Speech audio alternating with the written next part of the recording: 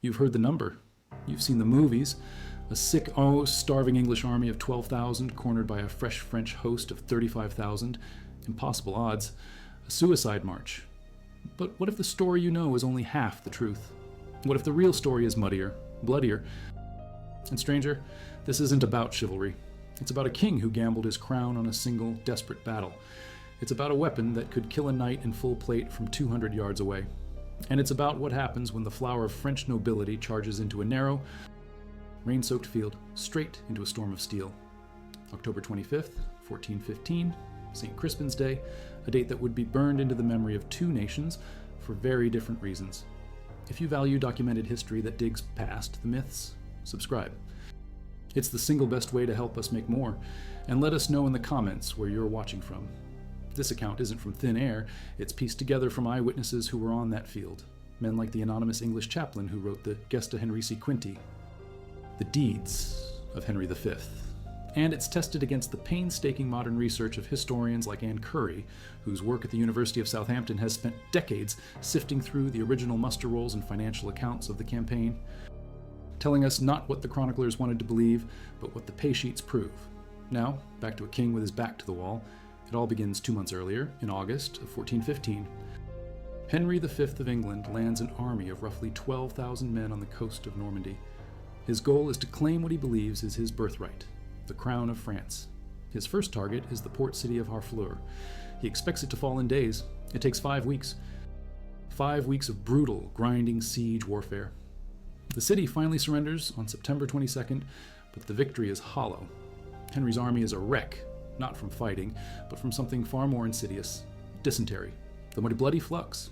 It rips through the English camp, killing hundreds and leaving thousands more too sick to even stand.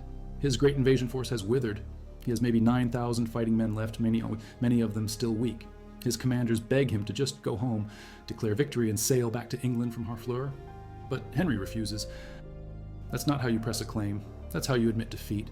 He makes a fateful decision, a gamble that seems insane. He will not sail from Harfleur. He will march his sick, tired army 160 miles north, through hostile territory, to the English-held port of Calais. It's a show of force, a defiance. He's telling the French, "This is my land, and I will walk where I please." The march begins on October 8th. It's supposed to take 8 days. It becomes a nightmare. French forces, now fully mobilized, shadow them. They burn bridges, strip the countryside of food. Every day is a struggle for survival. The English are hungry, exhausted, and still suffering from disease. Their grand armor is a burden. Their spirits are sinking. The French plan is simple. Trap the English against the wide, uncrossable River Somme. Force them to turn and fight, or starve. Henry's scouts ride for miles, searching for a way across. Every bridge is broken, every ford heavily guarded. For days, the English are forced to march south, away from Calais, deeper into the trap. The French army grows larger, more confident. It's a massive host, gleaming with the banners of the greatest lords in France. Charles d'Albret, the Constable of France, Marshal Boucicaut, a celebrated warrior, the Dukes of Orléans, Bourbon, and Alençon. It's a roll call of the French aristocracy, all converging on this tiny, bedraggled English army. On October 19th, the English finally find an unguarded crossing, a ford that the French overlooked. They scramble across, exhausted but alive, and turn north again towards Calais, but they've lost precious time. The French army simply moves to block their path. On the evening of October 24th, the English look up and see them, banners thick as a forest, covering the road to Calais. There is no more running. The march is over. The French have them. The two armies make camp so close they can hear each other's voices across the fields. The English are quiet, grim. They confess their sins. They sharpen their weapons. The French are loud, arrogant. They play dice for who will capture which English lord. For the rich ransoms they will collect tomorrow. They believe the battle is already won. The rain begins to fall, a cold, miserable autumn rain that soaks both armies, but will have a devastating effect on one. It turns the freshly plowed field that separates them into a sea of thick, clinging mud. Morning breaks on October 25th, St. Crispin's Day. The field is a narrow corridor of open ground, maybe 1,000 yards wide, flanked on both sides by the dense woods of Agincourt and Tramecourt. This geography is key. It's a natural funnel. The massive French army can't use its numbers to surround the English. They have to attack straight ahead, into a bottleneck. The English army deploys, It's a thin line, maybe 9,000 men in total now. Henry splits his men-at-arms, the knights and nobles in full-plate armor, into three main groups, or battles, one on the right, led by the Duke of York, one on the left, led by Lord Camoys, and one in the center, commanded by Henry himself. But the heart of this army, its killing power, isn't the knights. It's the men standing between them and on the flanks, around 7,000 of them, the English longbowmen. These aren't just soldiers, they are specialists, every man a product of years, even decades, of training. Since the 13th century, English law had required every able-bodied yeoman to practice with the longbow every Sunday. It was a national obsession. The bow itself is a terrifying piece of engineering, a single stave of yew wood, often over 6 feet tall, with a draw weight of 100 to 180 pounds. Modern warbow replicas show it takes immense strength and skill just to draw it to the ear. An archer could shoot 10 to 12 arrows a minute. 7,000 archers? That's over 70,000 arrows per minute. A storm of steel nobody had ever seen. Their arrows were 30 inches long, fletched with goose feathers, and tipped with a narrow, hardened steel point called a bodkin. It wasn't designed to slash, it was designed to punch through armor. The French knew about the longbows. They'd suffered from them before at Crécy and Poitiers, but they were arrogant. They believed that this time, their sheer numbers and the quality of their armor would make the difference. The French army is a magnificent sight, but it's also a logistical mess. The chronicles written by men like Jean Lefebvre and Enguerrand de Monstrelet claim there were 50,000, even 100,000 Frenchmen. Shakespeare later uses the figure 60,000. This is the source of the legend. But the truth, pieced together from payment records and feudal summons by modern historians, is different. The French likely had around 12 to 15,000 fighting men, larger than the English, for sure, but not the insane odds of the myth. Their problem wasn't just numbers, it was organization. So many high-ranking nobles were present. They argued over who had the honor of leading the charge. The command structure was a mess of competing egos. They decided to fight on foot. They'd seen their horses cut down by arrows in previous battles. So the vast majority of their men-at-arms dismounted, forming up into three dense waves. They were wearing the most advanced armor of the day, full suits of polished steel plate. It could weigh over 60 pounds. A technological marvel. But in the mud, it would become a death sentence. The two armies stand facing each other for hours. 3, maybe 4 hours. A tense, cold standoff. The French are waiting for more reinforcements. They are in no hurry. The English are the ones who are trapped and starving. Henry knows he can't wait. He has to provoke a fight. He gives an order that is both brilliant and incredibly risky. He orders his army to advance. They pull up their positions and march forward into arrow range. Then they stop. The archers, on Henry's command, begin to prepare the ground. They take out one of their most important pieces of equipment. Not a weapon, but a tool. A thick wooden stake, 6 feet long, sharpened to a point at both ends. Each archer carried one. They hammer them into the soft ground, creating a dense, ugly fence of sharpened wood angling towards the French lines. A hidden defense, designed to impale charging horses and break up an infantry assault. Then, Henry gives the order. A single word. Now! A commander roars, "Be let fly!" And the sky goes dark. 7,000 men draw their bows in unison, a sound like a giant tearing sheet of canvas. Then the release, a hiss that builds into a roar. The first volley of arrows arcs high into the air, reaching its apex, and then plunges down into the packed ranks of the French vanguard. It's not a targeted volley. It doesn't need to be. It's area denial, a blanket of death. The arrows come down almost vertically, striking the tops of helmets, the weaker armor on shoulders, the eye slits of visors. The French have a small force of mounted knights, maybe 800 to 1,200 strong, sent specifically to charge the archers on the flanks. They are the first to feel the full fury of the storm. The arrowheads punch through the thin armor on the horses' heads and chests.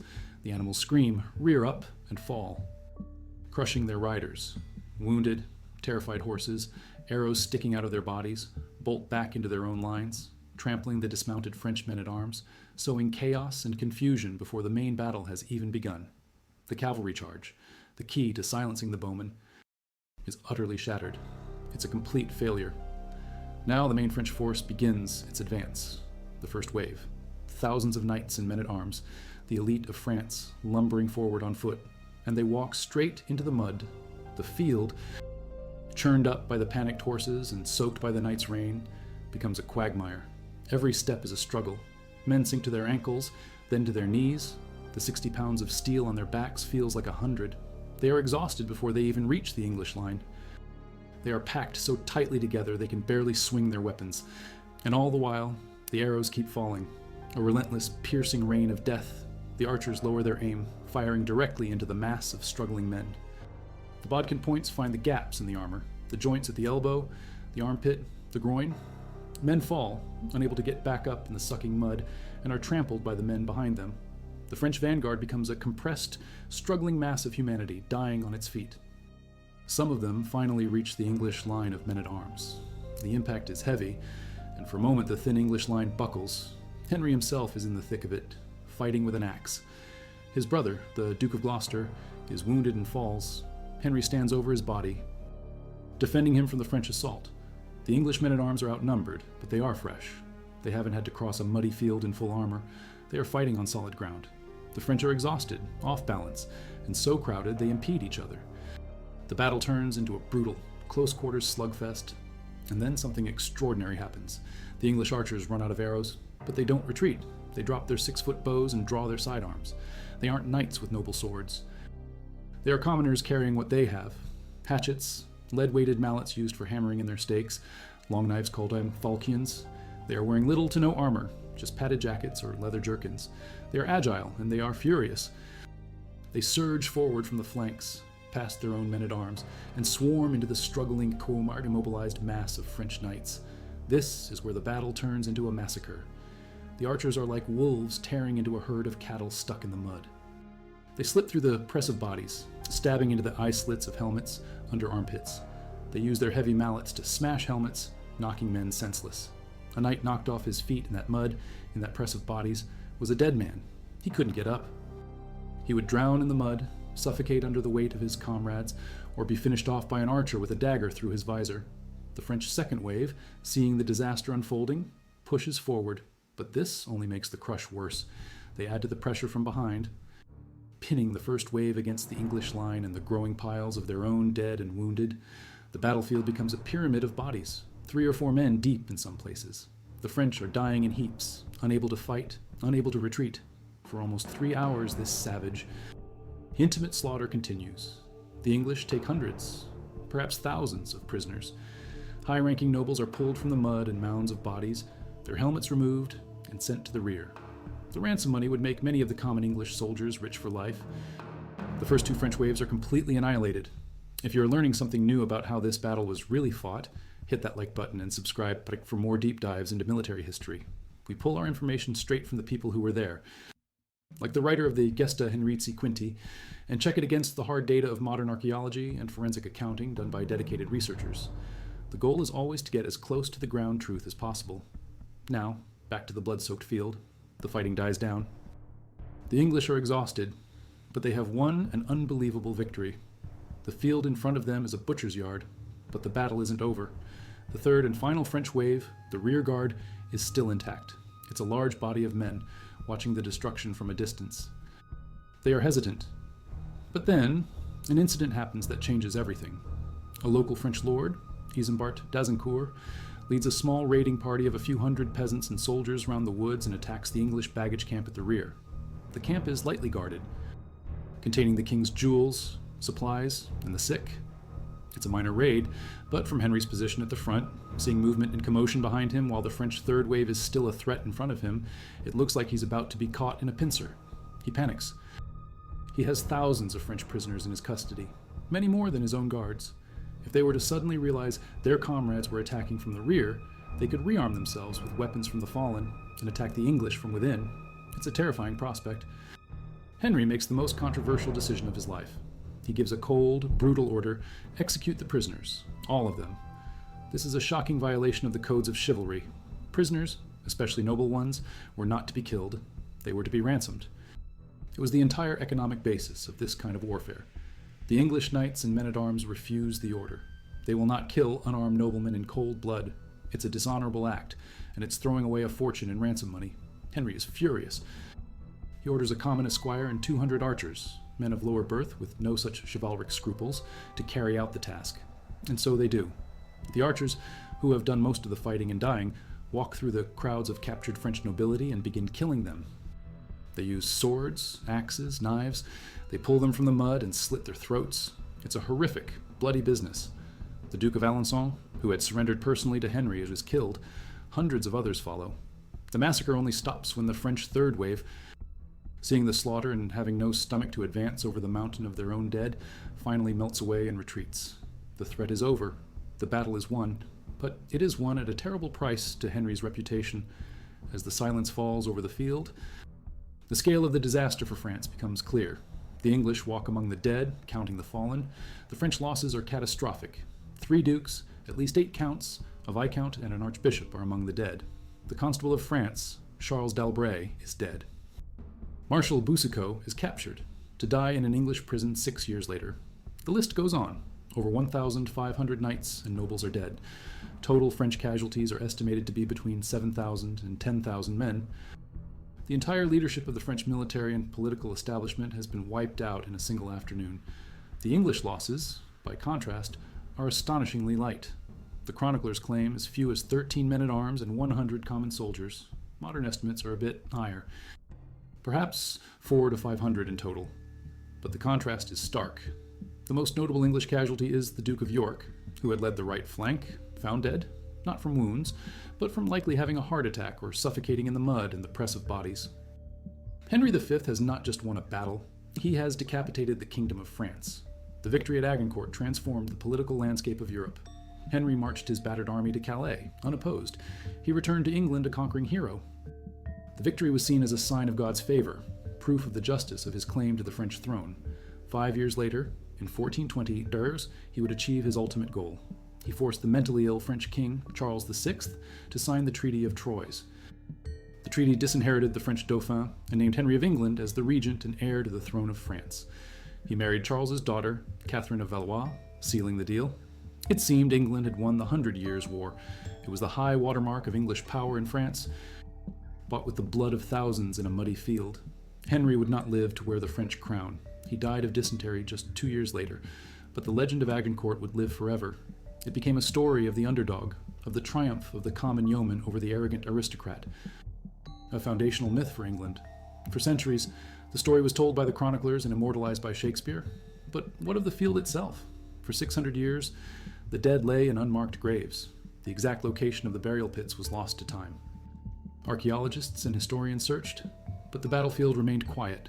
Many assumed the bodies had been moved to local churchyards, or that the chronicle accounts of mass graves were an exaggeration. But in recent years, the Agincourt Battlefield Project has begun to give up the field's secrets. Using ground-penetrating radar and archaeological digs, they haven't found the main burial pits, not yet. The search continues.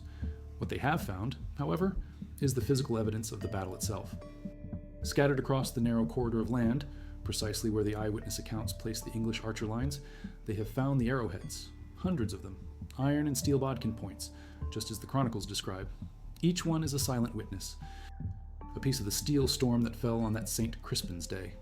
They are the receipts for a kingdom, proof that the story, in its brutal essence, is true. The bones may be lost to the soil, but the teeth of the English war machine are still there, waiting in the mud. The crowns have crumbled. The kings are dust. The great debate over numbers and chivalry is left to the historians.